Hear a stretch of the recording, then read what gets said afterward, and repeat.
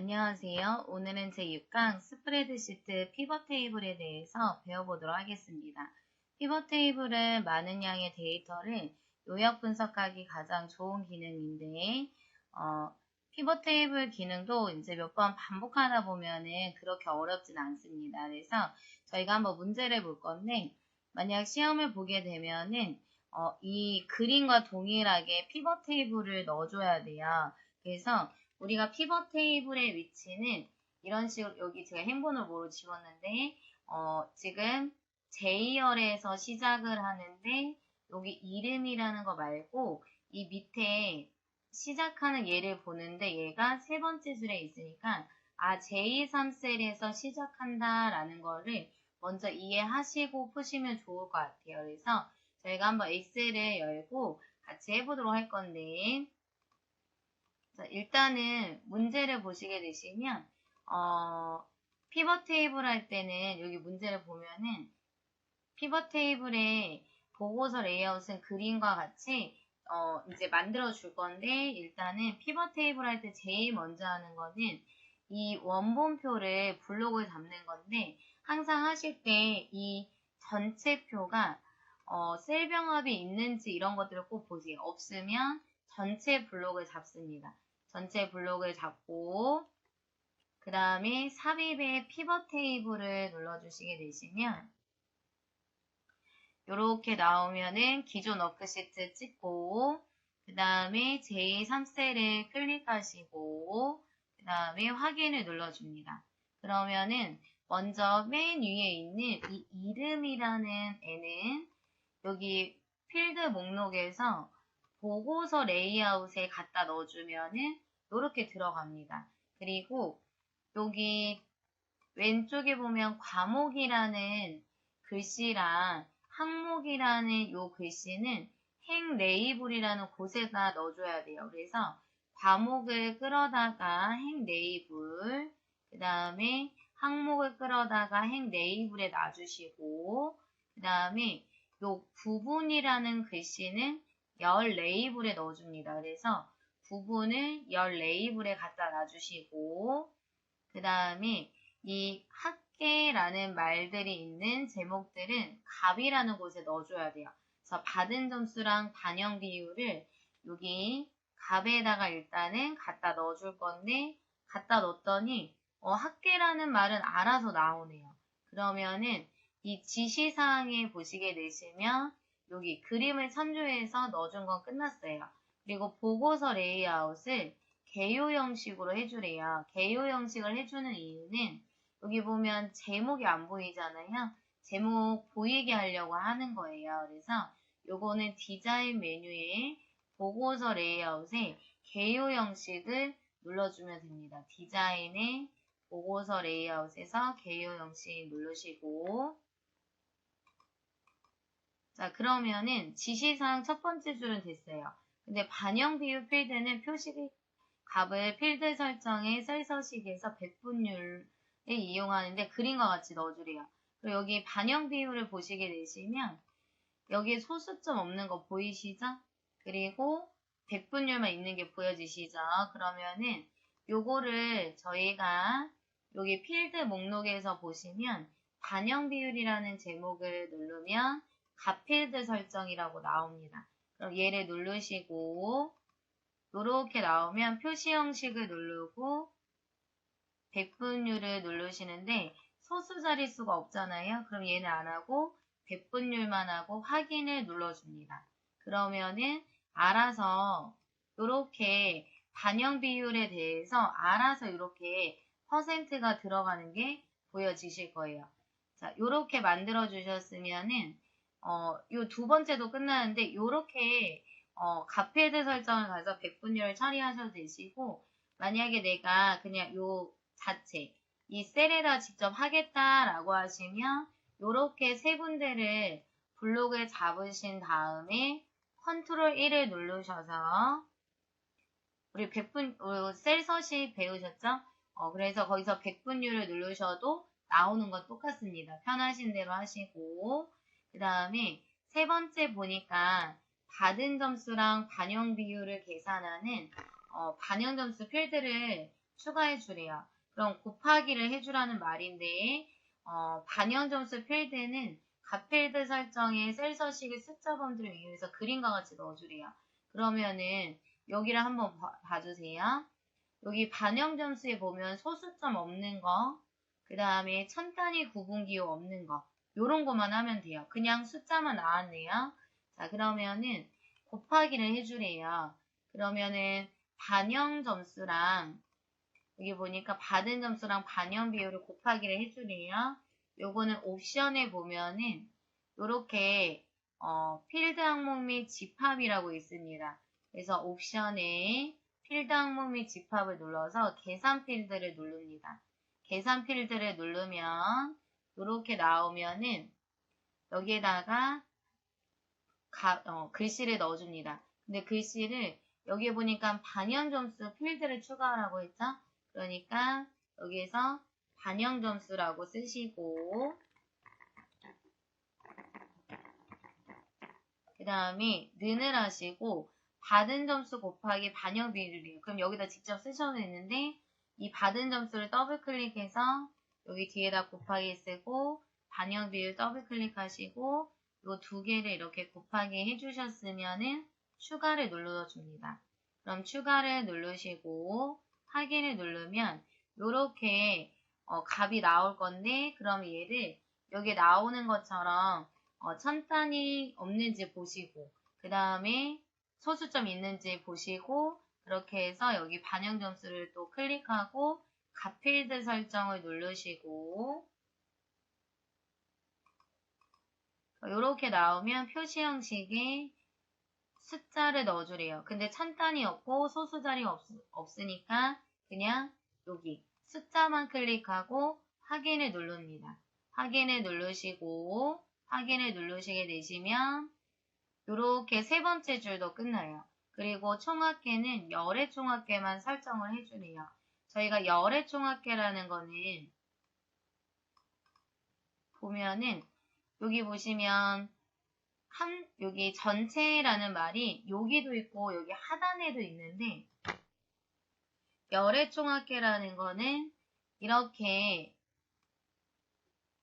가로에 대한 여기를 더하기를 한 거를 행의 합계라고 말을 하고 이렇게 세로로 해서 합계가 나온 거는 열의 총합계라고 말을 합니다. 그래서 결국에는 이 밑에만 남기고 행을 지우라는 말이에요. 그러면 이 피벗 테이블 안에서 오른쪽 마우스 누르면 피벗 테이블 옵션이라고 나옵니다.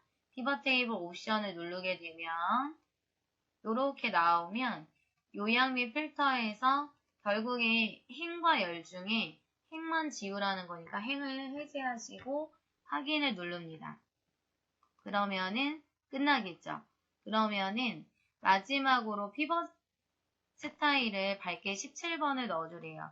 그러면은 디자인에 가서 여기 피벗 테이블 스타일 자세히를 누르시고 밝게 17번을 넣어주래요. 그럼 밝게 17번은 여기 밝게 세 번째 줄에 네 번째 있네요. 얘를 눌러주면은 끝나겠네요. 근데 우리가 시험을 보시게 된다면 이렇게 지시사항에 다 한 것을 보시고 이 그림과 비교를 해봐야 돼요.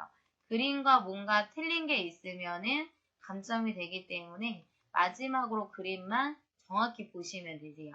근데 지금 보니까 문제에 나온 거랑 이 지금 결과값이 동일하네요. 그러면은 이제 끝나시는 거세요. 그래서 피벗 테이블은 많은 양의 표를 요약 분석하고 내 맘대로 보고 싶을 때 하는 기능인데 우리가 얘도 반복적으로 하면 어렵지 않습니다. 그러면 저희가 피벗 테이블 하나만 더 해보도록 할게요. 자, 일단은 또 문제를 보시면 그림을 보고 얘를 처리해 주래요.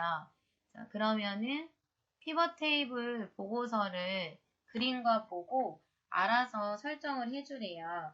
자, 그러면은 그리고 테이블 형식으로 지정을 해주래요.